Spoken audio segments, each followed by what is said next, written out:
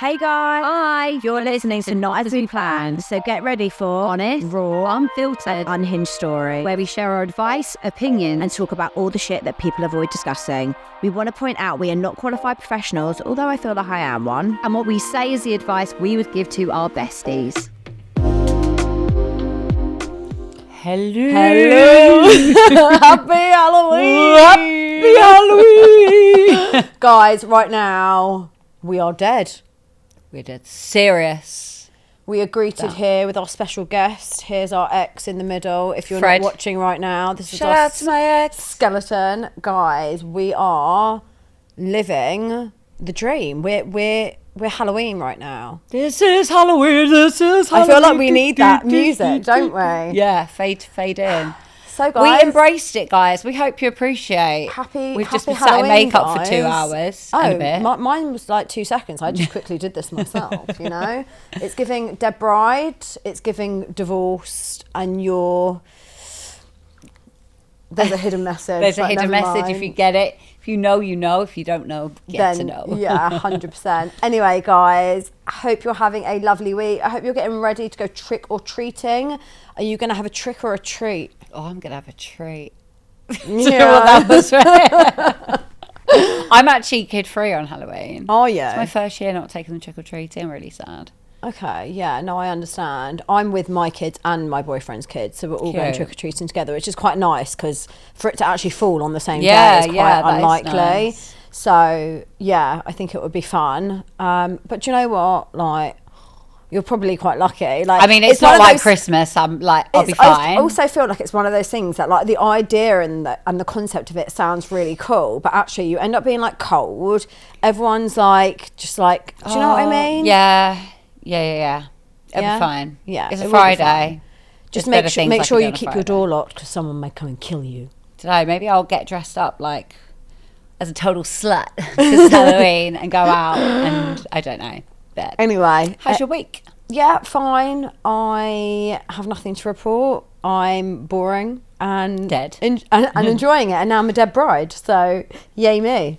What about you? I've really fucking struggled this week. I have got a lot of shit going on financially, and we've mentioned it before, but being a single parent on one income and only receiving child maintenance is a lot and stressful, and I've really felt like that has come at me in every possible direction, and it has felt suffocating and overwhelming, and I've been panicking and considering getting my toots out on OnlyFans, have a freebie. Connected to a web. Some people have fetishes for fishnets, so enjoy your freebie. But Yeah, free if you want to content. sign up, no, I'm joking, absolutely not. But on a serious note, just to reiterate, because I've had loads of messages this week, I've briefly shared about feeling the weight of everything at the moment, I think is the way to put it, and just feeling that overwhelm and suffocation, and feeling like, when is it ever going to start to feel better? And I don't have the answer right now, and right now I'm just kind of taking it day at a time, because the thought of it is shit, and I'm in a very tricky situation. I just can't delve into it too much, but I've really been feeling the pressures of it this week, and yeah, it comes in waves, doesn't it? To be honest, I mean, I said that I don't have a catch up, but you've obviously reminded me. I had like a bit of a breakdown the other day, like full on crying about finances. Same. Why didn't we cry together? I don't know. I got hit with a lot of different payments all in one that I wasn't expecting and I hadn't accounted for, which shocked me. And I did this video and I shared it on my TikTok, and I'm full on crying, like mascara all down my face, crying. And some of the messages that I got, look, I think what annoyed me, no, not all men. What did you get? I think okay, let me sort of like not defend myself, but some people were sort of, and it was actually women, were like, you drive a Range Rover and you blow all your money on fashion hauls, okay? So Burn. first of all, joking. one thing I want to explain is my Range Rover was purchased whilst I was married. It was a 4-year contract. I've been separated for 3 years. So like I was left with that car. So, first of all, also, like, even if I went and bought a Range Rover now, I know it would then obviously be weird for me suddenly to be crying about financially struggling, but I feel like at the same time, like, it's all relative to individuals. Someone might be crying over receiving a £60 parking fine. For all they know, when I was crying, I received a £6,000. So I just feel like, also, when someone was like, oh, you blow all your money on fashion hauls, let's quickly get something straight. First of all, my fashion hauls are not Prada, they're Primark. And second of all, people that buy clothes to do fashion hauls don't keep all the clothes, okay? No. They buy them, they show them, and they return them. Like, it's really, really simple. Like, I'm not like giving off some like top secret that influencers do these things. It's actual fact. Like, if you think that every single person that you see that shows all these clothes keeps them, first of all, that's not the case. Third of all, like, you do realise those fashion hauls, like, that's my job. Like, I need to do this content. The clicks and the links that I do on my content is how I make my money. So I almost felt like I was trying to defend my corner by saying, like, I'm not sitting here saying that I can't buy food for my kids. I just had this overwhelm of like, yeah, and I sort of felt like women are meant to support each other. And I had women attacking me. One telling me I'm not actually a single mum because I've got a boyfriend. Like, my boyfriend isn't my bank account. He's not here to financially support me. He's got 3 kids himself. And I don't know, I've had a lot of comments recently about questioning whether I should be classified as a single mum because either their dad is in the picture and I don't always have my kids, or because I've got a boyfriend. I don't feel like my relationship status should define whether or not I'm a single parent. I still solo parent. I'm not with the father of my children. Therefore, the financial pressures, the mental load, it's all on me, and I have my kids 75% of the time. So it just wound me up, and I just thought, why are you knocking me while I'm down? One of them was like a follower, and she's like, I love you, but I just can't support this. It's like, but like, so you like when I'm all happy, but the minute I'm crying about something, you want to tear me down. So yeah, I had someone say, oh, I thought influencers were rich, and I was like, sorry, what? And also I'm like, you should see like my monthly outgoings that I'm stuck paying on my own. Like, you could be as rich as you fucking want, but believe me, it's stressful keeping on top of it. So yeah, it has been incredibly stressful week. I can't envision that stress going anywhere unless someone wants to donate me a load of money anonymously. It might be the fishnets. But yeah, so that's been the week. Should we? Fine. Let's delve into some emails. Abusers, a sex offender, and not a happy ending. Hi, ladies. I think you guys are the best. Okay. Thank you for all you do. I'd love it if you read my email and let me know what you think. A year and a half ago, I ended my relationship with a toxic and cruel man. We were together 3 years, and the first 2 years felt like us versus his issues, as he was trying to work on himself, having therapy and doing self-help. However, the last year was just awful. He lied, went on dating apps, cheated, secretly bought a sex doll, met up with different women claiming they were new friends, called me names, taunted me, was hugely passive-aggressive and seemed to enjoy my pain. I was very happy when I found the strength to end it and remove him from my life. I have my peace back and I'm so happy to be without him. Since then, I focused on healing, growing and looking after myself. I've been in therapy weekly and done other work in the background on myself. However, I felt continually abused and taken advantage of by men. I tentatively went on dating apps after a few months and ended up finding out that the first guy I dated had a history of awful violence and even rape towards women. I only found out because I saw him on a Facebook Are We Dating the Same Guy group. Oh, God. Imagine finding that information but it's out good on one of those groups. That's why those groups are actually useful. Can I just say, I'm still part of those groups. Yeah. The tea that is going down in those groups. Really? Yeah. Wild. People catching all sorts. And then I did a Claire's Law disclosure. The next guy was on the sex offender register, which was horrible to find out. They both seemed respectful and kind, so I felt blindsided by what I found out. Obviously, I didn't progress things with either of them. I'm now off all dating apps and I never want to go back on them. In real life encounters, even though I haven't flirted or been provocative, I've had men force themselves on me with unwanted attention, both physically and via text. And I felt taken advantage of by a close male friend who came on to me after a night out, only to say he just wanted to be friends afterwards. He knew how vulnerable and broken I was, yet chose to initiate something and say it felt like we were meant to be, only to say he wasn't interested the next day.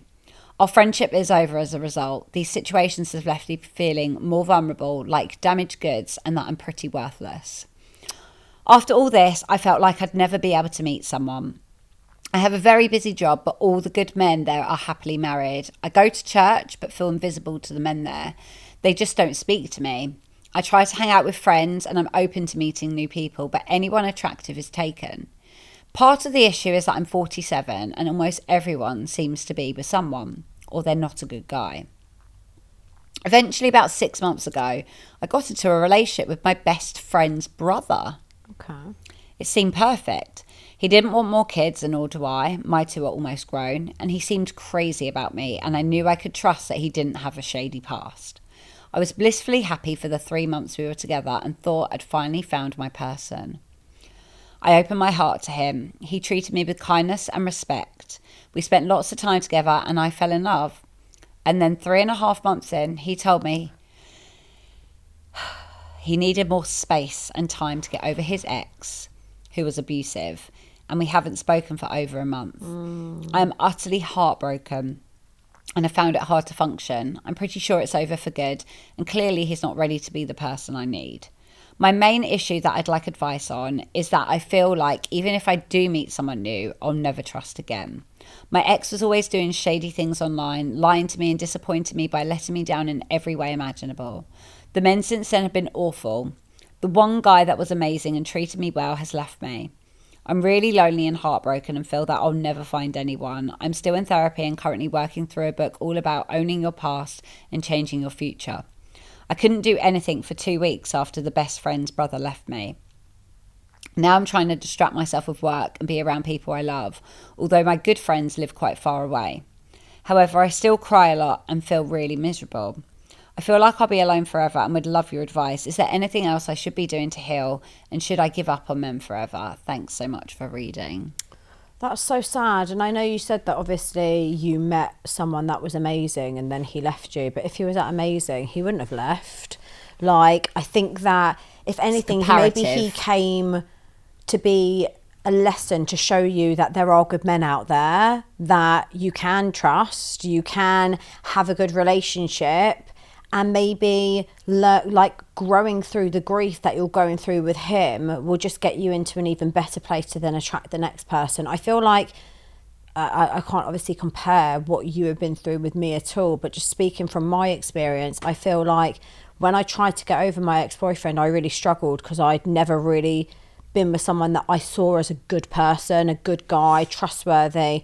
But then actually looking back, there were a lot of things that weren't right in that relationship, and I needed to do a lot of work still on myself, although I convinced myself that I was fine. And actually that grief that I felt going through that breakup is what transformed me into the person that I am now. And maybe it's really trying to take that experience and use it as a positive to go on to bigger and better things. I don't think you should rule out men. I do think it sounds like you have more work you need to do.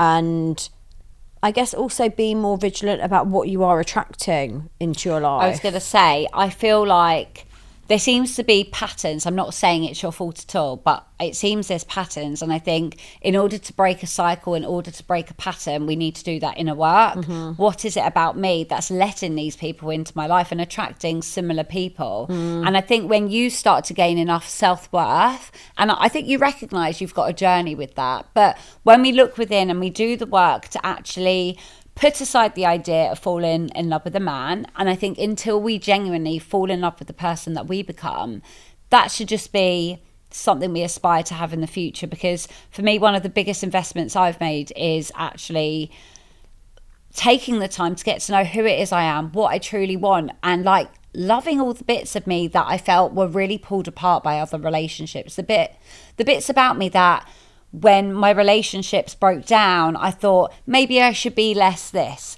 maybe I shouldn't do this. And actually what I've realized is those things I felt like I should be less of were actually me, and actually embracing who I am and what I bring. And you know, you'll never be too much or too little for the right person. And when you start to know who you are, and I don't like the saying what you bring to the table, because like, you are the fucking table, but when you know and you're so sure of the values you have, that you're a good person, that, you know, you embody all the things that you are looking for in your future partner, I think you don't second guess yourself. You don't question things. You're so sure on things. And I think the biggest investment you can make right now is going away, being on your own for a bit, having a little break from the dating, not ruling out all men forever, but first falling in love with yourself, getting yourself to that really positive headspace where you're going to attract what you're putting out. And that's when I think you're going to see a bit of a different caliber of men. Yeah, no, I agree. And I also feel like, you know, I remember I was once told that I was too much. Same.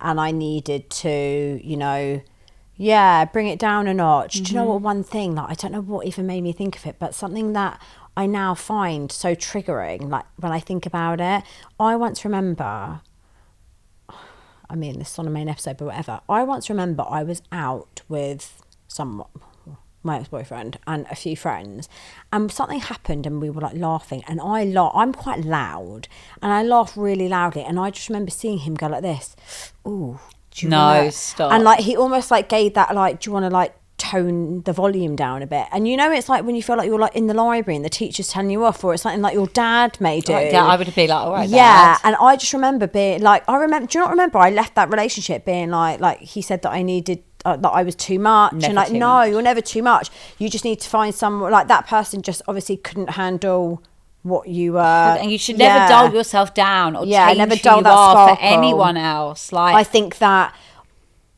also maybe doing that work and really realising, was this guy as amazing as you were making out he is, or was he actually just better than that's the what others? I was going to say. It's comparatively. Yeah. You're comparing this guy to people who've abused you, who Yeah. have disrespected you. Anyone's going to look better than that. A fucking dog's going to look better than that. Yeah, so I think maybe get our journal and really start doing a bit more inner work on yourself. Okay. But thank you for emailing. This is called, is it possible to move on with the same person after they've hurt you? As long as they haven't done this. Hi girls, I'm sorry it's a long one. I'm in a loophole and I'm wondering if I've made the right decision. I separated with my daughter's father almost 2 years ago, and after months of dating wastefully, in December I started dating my partner. Our relationship was everything I dreamed of and more. He was exactly what I wanted and needed in a man, and after months of doing the work, I finally thought I'd found my person. We had known each other for a while, and when we started talking, it was like love at first sight and we were madly in love. From February onwards, I noticed a bit of a pattern with him going for drives to clear his head. Oh, God. I wasn't an insecure person, and my motto was, if he's going to do something, he will, so there's no point worrying about it. I've been cheated on in the past. I completely agree. You know, some people are like, oh, I don't want to let my boyfriend go on this boys' trip in case he cheats. Like, I always think, if he's going to cheat, he's going to cheat at home. It's not going to take a boys' trip to push someone like that to do it. He would go on these drives until the early hours in the morning. I'd text him and ask where he was or when was he coming home, and he'd say, I'm on my way, and then not appear for hours. It happened about 3 or 4 times before I sat him down and said, enough is enough. I allow you to do whatever you need to do, but in return, do not text me that you're going to be home if you won't, because then I'm sat there worrying that something has happened to you. After this conversation, things changed and it didn't happen again. My partner also has 2 children, so their mum is very much on the scene. I've always had an odd feeling about her. They've always seemed a little too close for comfort, in my opinion, but he's an amazing dad. I just thought, that's his children's mum. Of course, he wants to have a good co-parenting relationship, but still, something felt off. I co-parent with my daughter's dad, and gosh, we just keep talking to the bare minimum. I noticed around August time she was FaceTiming him often, constantly messaging or phoning him, even if it wasn't about the children. A situation happened and she made a comment to me of, he would be messaging other women behind your back too, like he did to me. I tried to not read too much into it. After all, we were in very different relationships. But one morning I woke up in the middle of the night and just had this gut feeling to check his phone. Something I'd never felt the need to do before. Of course, I found numerous messages to women who I shall call sexters of some kind. The conversations were general sexting and flirting. They were why can't I talk? It's because I'm dead. These were clearly women off some site online. I doubt any of them were even real from their photos. I mean, they were all much older than us from what I could tell. I felt instantly sick and then continued to search his phone to see what else he was hiding. Lo and behold, flirty messages between him and the children's mum. Saying how they had things so good, maybe one day they can have that again. I also found a photo that he'd taken of her recently in a pub garden. I checked my phone for dates and realised it correlated with the day that he told me that she was stuck at work, so they had to wait for her before he could drop the kids off. In that moment, I threw his bag at his head, told him to pack his things and get out of the house. For me, that was the icing on the cake. I didn't understand why he did it. I never gave him a reason to look elsewhere. I made contact with his ex and asked her what had been going on, and she told me it was just them being friendly and they both knew it didn't mean anything. They know they aren't meant to be together. I ignored him for days. Through all his pathetic grovelling, I then agreed to meet him to talk. I wanted answers. We spoke and he grovelled. He said the sexting other women was something he did while he was with his ex. They had a very toxic relationship and she regularly cheated. And it just became a habit to receive validation. He explained that his ex was just his children's mother and apologised numerous times for what they had said to each other, telling me it meant nothing. He asked me to give him one more chance. He said that we would put things in place to make sure I felt comfortable and secure, such as me having his live location 24/7 and a continuous access to his phone should I want it. He deleted everything in front of my face of messages to other women and blocked the sites off his phone. I'd given him another chance because genuinely I know he's a good person, and unfortunately I think his previous relationship was so tough he wanted to seek validation, which of course is no excuse. So far he's given me no warning signs and has stuck to everything he said. But now I'm self-sabotaging. I'm scared as it's just a matter of time before something happens. The hardest thing is the fact that his children's mum isn't someone that we can get rid of. I have to live with knowing she's always going to be there, and I'll be honest, I feel so insecure right now. I speak openly and often to him about my feelings and he validates them and works hard to try and make me realise I don't need to feel this way, but it's understandable that I do after his actions. I want to look past it and I hope that he can prove me right and nothing happens, but am I naive? Will it happen again? Ladies, I just want to know what you would do. Is it really possible to forgive someone and move on after they've hurt you? I mean, I feel like we know where Tash and I stand on this. I think he's giving you a lot of reasons not to trust him. And I think when someone shows you that you can't trust them, you need to open your eyes and believe it. Okay, he has shown you in various ways that he is untrustworthy. He has lied to you when you question things. I think you're going to be living in that fight or flight. You're going to be anxious. Like you said, the mother of his children, she's not going anywhere. She is not going anywhere. And I think if you're going to be constantly on edge, constantly second guessing, is there something more going on? Like, is it going to be a repeat? Is it, you know, every time he says, oh, you know, she was running late, I had to hang around, or whatever his excuse was last time, you're going to be questioning it. And I just don't think that's a way anyone deserves to live. I know personally for me, trust is the absolute foundation of any relationship. And I think when that trust is broken, be it minuscule, it's still something that has been broken, and that is so hard to fix. It's so hard to gain back, and I genuinely believe it takes a particular person to be able to truly trust someone. I think there's a difference between wanting to give someone the benefit of the doubt and actually truly trusting someone again. And I just don't think that is something that could be repaired. I don't think it's something you could put a plaster over, forget it didn't happen and move on, because you're however months down the line back, he's giving you all this reassurance and you're still sat there doubting it, and that is just going to manifest and continue. I think the thing is, like, you know, you said that he's putting his location on, you've got access to his phone. I've been there. Like, my ex had his location on. I knew his passwords.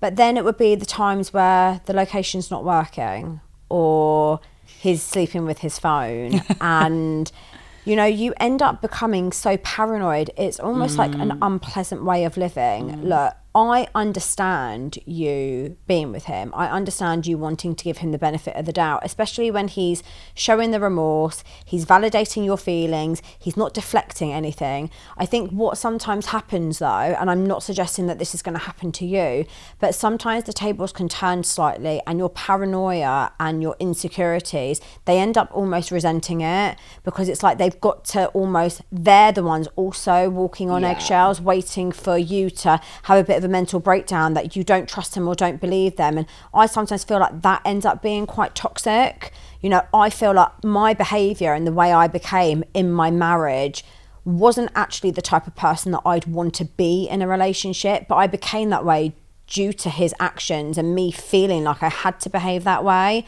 And I don't think that he liked it either. I almost became like his mother, like needing to see where he was, needing to know what time he was going to be at home. Like, oh, I can see that you're here or there. Like, how come you're... And it's just... It's a question of whether you are okay with living that way. I don't know if that feeling is ever going to go. I think that the fact that you're in it at the moment, maybe you just need some time to try it out. And, you know, maybe give yourself a bit of a time frame. Like, I'm going to give it 6 months. And if I'm still feeling this shitty about it, maybe I do need to take that leap and try and walk away. I know it's hard to walk away from someone that is trying to give you that reassurance. But at the same time, like, he's broken that trust and that is on him. So you need to decide where you want to go from there and if you can trust him again. My story, brackets, triggering. Hi ladies, I've been a listener now since the beginning of the summer and I'm really enjoying the podcast. I've joined Patreon for the additional content and find so much of it relatable, and it's helped me to think about and see things from a different perspective. Love that. All of that said, I do at times feel like an imposter and maybe in some way want to share my story. So I feel like I've been honest with not only you both, but also the Patreon members who in a strange way almost feel like friends. What's going on? I don't know. An imposter. Mole. We found a mole. Right. Now, my story begins in 2012 when at 25 years old, I met my now husband on Plenty of Fish. Oh, I haven't heard that one in a while. I thought that was the one where people went for sex. No. She met her husband. Oh, yeah. It was all very whirlwind. We fell fast and hard, and within a couple of weeks, I pretty much uprooted my life and moved in with him. Different cities, so this was big.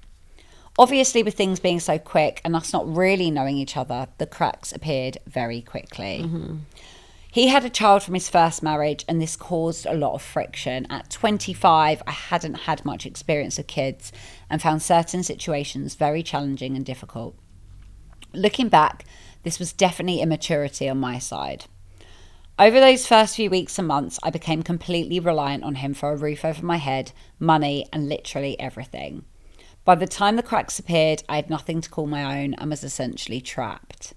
I felt he was quite controlling in nature, though he would deny this, and the arguments would mostly start over petty things, but it would blow up massively between us, resulting in some nasty things being said, and on a couple of occasions he became physically aggressive with me. Not so much hitting me, but he would manhandle me, and on one occasion he had his hands around my neck. Things were extremely toxic, yet as hard as we fought, we loved just as much. After about 12 months of this, I decided I couldn't continue. I managed to move back to my home city and rented a flat. During this time, he continued to pursue me, and after some weeks of this, we met and rekindled a distance dating. With the distance, things seemed a fair bit calmer, and that allowed me to ignore those niggles of doubt. During the few weeks of separation, I had a one-night stand, which I told him about. He was heartbroken, and although we were broken up, he saw it as me cheating. Anyway, we absorbed this into our healing together and continued to distance date. Some weeks later, I discovered I was pregnant. Oh, I thought she was going to say that. Fast forward to baby being born, and I had married him. And we'd just bought a house back in his city. Pregnancy and early baby days were bumpy and still fractious and volatile. I was scared. I was on statutory maternity pay. Hold on, who's the dad? The guy. Oh, I thought it was the one night stand. Oh, I see. Well, I'm assuming not. I was scared. I was on statutory maternity pay and was again back on relying on him to fund our lives. We continued, and I think it's worth noting here that despite everything, we had an undeniable love for each other. When things were good, they were good. But things were never consistently good. Things were all right for a bit and then go bad again. I think that's what so many people hold on to. It's like when things are really good, they're amazing. You're living on cloud nine and you think all those bad bits are worth just these good bits in their worth in gold, you know? And I think we hold on to all those moments and we brush these negative times aside. And I think it's not till you really start to realise those negative times becoming more frequent and taking over. I felt cut off from my friends and family. We didn't have a lot of money back then, and so I just couldn't justify the travel time to see them. I did make a lot of effort to meet new people, and I was fortunate to have made some lifelong girlfriends in the first year of baby's life. Fast forward again to 2016, and our second baby was born. Still, things continued as they always had, and not good enough to stay, but not bad enough to leave type situation. Things muddled along like this for the next few years until second child went to full-time school in 2020, and I went back to work full-time as I felt I needed to be me again and contribute more to the household money. I think it's fair to point out that husband was and still is a brilliant dad, and in terms of pulling his weight around the house, he does so much. He doesn't shirk from his responsibilities and is an all-round decent guy, but on a personal level of two people being compatible life partners, it's never been right. We have never been able to escape the vicious cycle of emotional abuse, gaslighting, stonewalling, you name it, we've experienced it all. For me, I think I have never managed to fully forgive and forget those toxic moments, and the fear of each day being the same has meant I have let go a bit at a time over the course of our relationship. So, in 2021, after starting work again, I met someone who made me feel like me. Someone who listened to me and treated me with care and empathy. A friendship initially, and then something more suggestive developed. I guess the term for it would be an emotional affair. It was brief and never escalated physically to anything more than a kiss. Somehow, my husband sensed it and outright asked me. By this time, I had come to my senses and ended it. The chap had left the workplace and it was done, but I was honest with my husband and admitted to it. He was understandably hurt, but to some extent understood the reasons why, and that maybe things at home needed to change. We both worked hard to make things better in the immediate aftermath, and for the most part, things were largely okay, until they weren't again. My wrongdoing completely changed the narrative though, and I became the perpetrator, and it became the reason for every problem in our relationship. Still though, we continued in this cycle of bad, sometimes good, not so bad days and weeks again. All this time, me just dying inside a little bit more each day, having a constant internal battle of stay or go. We are at the end of the story now, because at the start of this year, I decided I couldn't take any more. But being the coward I am, felt I still wasn't brave enough to leave and took my opportunity with someone I met at work. Another one. Hold on, she had an affair again? Oh, okay. Different person, different workplace. Oh. To do something so ruthless, so reckless, that I knew it would be the deal breaker. Oh, shit. You wanted to like make him be the one who was like, I'm done. Oh, shit. It's made my heart go funny. Oh. Oh, I got blood. Just touched my bloody neck. Oh, shit. Bloody hell. Yeah, bloody hell. Okay. I knew it would be the deal breaker. I'd need to take the decision out of my hands. To keep it short, I slept with him twice. I told my husband we should split and wanted to put the wheels in motion. He felt this was very out of the blue, and in the end I was honest with him about what I had done. He was/is devastated. And after some weeks of trying to fix it, maybe somewhat half-heartedly on my part, We are making plans for him to move out of the family home. I absolutely take accountability for my choices and recognise that I need to do a lot of work on myself. Fortunately, me and husband, despite everything, are quite amicable and just want the best outcomes for our kids at this point. I would say this is maybe more testament to his character than mine. Thanks for reading this. I know it's a bit different to your usual stories where women have been scorned. I never thought I'd be that person, and I'm not proud of myself. I mean, one thing I'm a bit confused about, I've got to be honest, is in the end you're the one that suggested separating anyway. So why did you have to go and sleep with someone in order to say it? I don't understand. Like, I don't want to be mean because I appreciate that you are a Patreon member. I appreciate you listen. If she'd gone to him and said, I want to split up, and he'd probably try and argue it back the other way. But at least you could have done it with your head held high. Yeah, I do agree. Obviously, look, you've admitted you absolutely have work to do. I think that, I don't personally believe, and correct me guys if I'm wrong, but I don't personally believe that people that are happy cheat. No. I feel like you get that bit of attention elsewhere, you get a bit of validation, and I don't think that people that cheat go out their way to be like, I'm going to go and do this and hurt my partner. But I think that what they don't do is think about what it's going to do to their partner. And I think that's the difference between someone that's really loving and caring and then someone that's almost like not really in it anymore. Do you know what I mean? So I don't get me wrong, I think there's obviously some like really disgusting people that go out their way to like hurt people on purpose, but I feel like sometimes these relationships, it's not that you intentionally want to hurt someone, but you get caught up in the emotion. It starts as an innocent friendship, and then, like you said with the first one, like it then went to a kiss, and I think over time it creeps up, and I think the lines start to become incredibly blurred, and I can see how people do cross those lines. I'm just confused that it's like she went out of her way to find a reason for him to end it.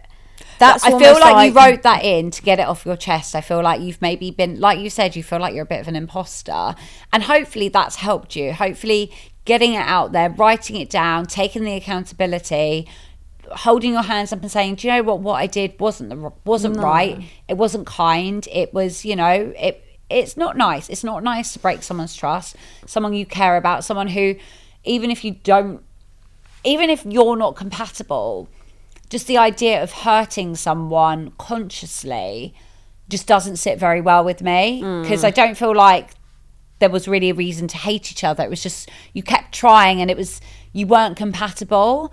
And look, I'm not here judging you. Everyone makes their own choices. And my biggest advice to you would be to go and do the work and really, really focus on what you are going to learn about this. What are you going to change about yourself? How are you going to use this experience to become a better person? I'm sure there are elements of regret, but how can you look back and make sure you've taken something positive from something quite horrific?